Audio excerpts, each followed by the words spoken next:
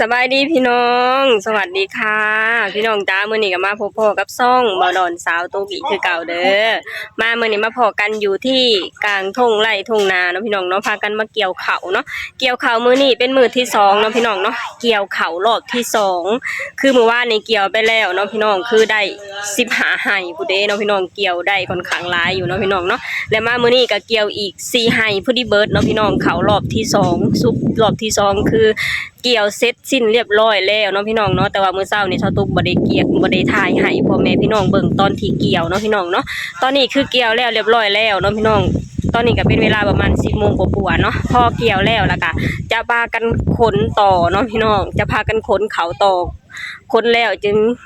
แบบว่าประมาณช่วงเที่ยงๆจึงจะพากันขึ้นไปกินข้าวเนาะพี่น้องเนาะนี่ตอนนี้ก็คือพากันนั่งสนทนากันนั่งวางแผนกันว่า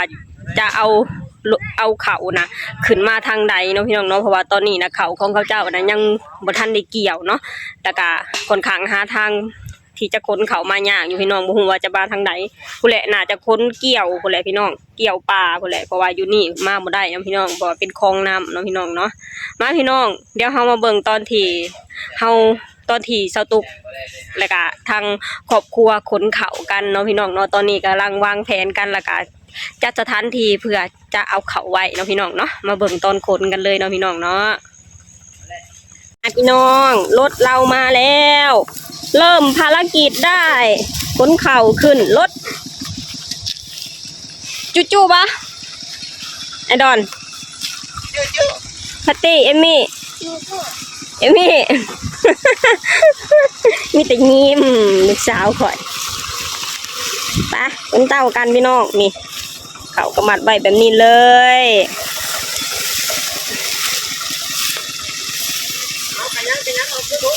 ขยันทำแบบงานเมาไอ้ดอนลืมไปจากงานเมาเลยฮะลืมงานเมาแหละตั้งแต่ตอนเจ้ามากก็เห็นนั่นนี่แหละขนาดต้นเมียอยู่ก็ยังรับบ่กันนี่เนาะงานเมาไปตั้งแต่เมียใครมากก็นั่งก็กระจับนั่นนี่นั่งรับพี่น้องเลยรับนั่นนี่ตอนเมียอยู่เห็ดอยู่เห็นงานเมาแล้วก็นั่งรับไปนั่งตอนเมียอยู่เมียปลุกเด้วันนี้เมียบ่อยู่มีคนปลุกพี่น้องนี่ทีมงานเฮาทำงานอย่างขมุกขมุยนี่ร่วมมือร่วมใจกันอะไรก็เสร็จแป๊บเดียวเนาะพี่น้องเนาะอะไรก็ได้นี่พี่น้องเห็ดกองแบบนี้เลยนะพี่น้องเนาะเวลารถไถมาก็ขนขึ้นรถไถเลยนี่พอรถไถมาเขาจะขนขึ้นมานั่นเลยเนาะพี่น้องเนาะมันจังบ่เสียเวลามาเก็บนะพี่น้องคนก็คนเก็บคนรถไถก็คนเก็บมากองไว้กับกองเนาะพี่น้องเนาะเพื่อรวดเร็วเพื่อความทันใจนี่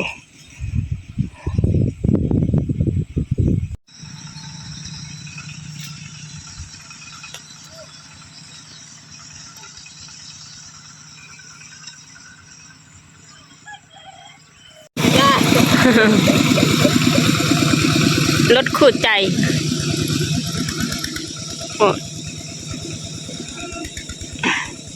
นี่พี่น้องขนขึ้นมานี่เลยนะพี่น้องเนาะพากันกองไว้นี่กองไว้แบบนี้เลยแล้วก็ขนขึ้นมานี่เลยนะพี่น้องเนาะไปแล้ว2 ไห่พี่น้องไปต่ออีกยังอีกประมาณ3 ไห่ก็เสร็จเรียบร้อยแล้วเนาะพี่น้องเนาะคือสมัยนี้ขนเข่านี่บ่ได้เมื่อยอยู่แต่ก็บ่เมื่อยคือสมัยก่อนเนาะพี่น้องเนาะสมัยก่อนนี่แบกเอาใส่ไม้คันลาวเอาเนาะพี่น้องเนาะเพื่อจะไปหอดเทียงหอดล้านกับเมื่อยแสนที่จะเมื่อยทั้งนักทั้งเมื่อยเนาะพี่น้องเนาะมาสมัยนี้สะดวกสบายเฮาจะปะอยู่ไสก็ได้แล้วแต่เฮาสะดวกเนาะพี่น้องสมัยก่อนน่ะคือต้องเมียนอยู่ล้านอย่างเดียวเด้พี่น้องคือสมัยนี้สะดวกสบายทุกอย่างทั้งมีรถไถคอยแก่ข่าวแก่น้ำให้เนาะพี่น้องเนาะแบบว่าคือสมัยนี้สะดวกสบายเลยพี่น้องสิบ่ให้ทางครอบครัวของสตุกนะอวยทางประเทศไทยได้จังใดหักทางประเทศไทยได้จังใดพี่น้องมีถูกมือนี่ก็ย้อนประเทศไทยเนาะพี่น้องเนาะคือสตุกเว้าในมุมของคนของครอบครัวของคนลาวที่บ่มีกิจการหรือบ่มีทิศทางหาเงินเนาะพี่น้องเนาะแต่ว่า อยู่ที่ประเทศลาวก็มีนั่นแหละพี่น้องคนที่เขาเจ้ามีกิจการมีช่องทางหาเงินอื่นๆเนาะแต่ว่าสตุกเว้าในมุมของคนที่บ่มีช่องทางหาเงินคือต้องไปเพิ่งไปอาศัยอยู่ที่ประเทศไทยเพื่อหาเงินมาจุนเจือทางครอบครัวพอได้กินได้ใช้เนาะพี่น้องเนาะเนี่ยรถไถคันนี้ก็คือได้จากเงินมาจากประเทศไทยเนาะพี่น้องคือเงินของเอื้อยของสตุกเพิ่นพากันผ่อน2คนเนาะพี่น้องเนาะคือสาวหลาแล้วก็เอื้อย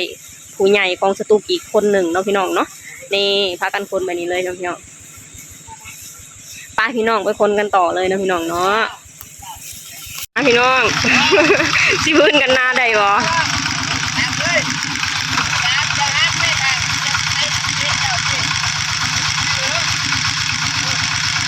มาโอ้ว้าวรถเฮามันแห้งนะพี่น้อง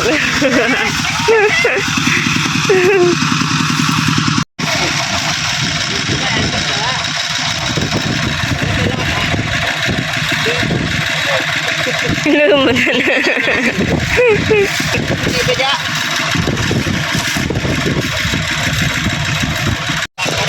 เบิ้ลละบ่รถสุดท้ายบ่นี่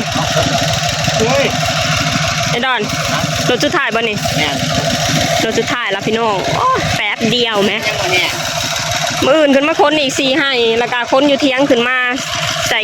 อยู่กองน้ำหมูอีกเนาะพี่น้องเนาะโอเครอบสุดท้ายแล้ว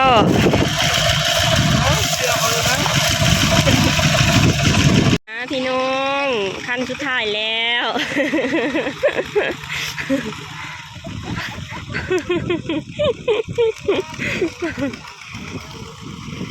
โซเฟอร์ตื่นตีนถีบ่พี่น้องเหยียบอย่างเดียวไปพี่น้องไปเบิ่งกองเขากันเนาะพี่น้องเนาะว่าจะด่าลายปันไดเนาะพี่น้องไปกันเลย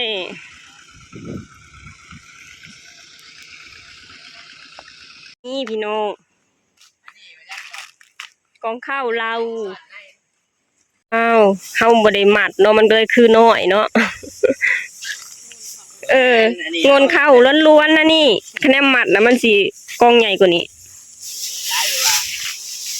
เราปั่นก็โอ้ยได้บ่สาวเสือ คือกองน้อยแท้บ่ หน่อยเถอะ ยักษ์ซะยักษ์ เขาว่าขึ้นน้อยแท้เขาว่า สิบรูด มาพี่น้องเฮามาเบิ่งกันมือปั่นจะได้จักกระสอบเนาะเพราะว่ายังจะต้องเอาอยู่เถียงขึ้นมารวมกันเนาะพี่น้องเนาะเดี๋ยวเฮามาเบิ่งมือปั่นกันเนาะพี่น้องเนาะโอเคพี่น้องสำหรับคลิปนี้สตูก็จะขอจบลงเท่านี้กันเด้อฝากให้พี่น้องช่วยกดไลค์กดแชร์กดติดตามให้ช่องบ่าวดอนสาวตุ๊กในเด้อสบายดีสวัสดีค่ะ บาย บ๊ายบายนะแม่ บาย เดี๋ยวเฮามาเบิ่งมือปั่นกันเนาะพี่น้องเนาะ พี่น้องได้บาท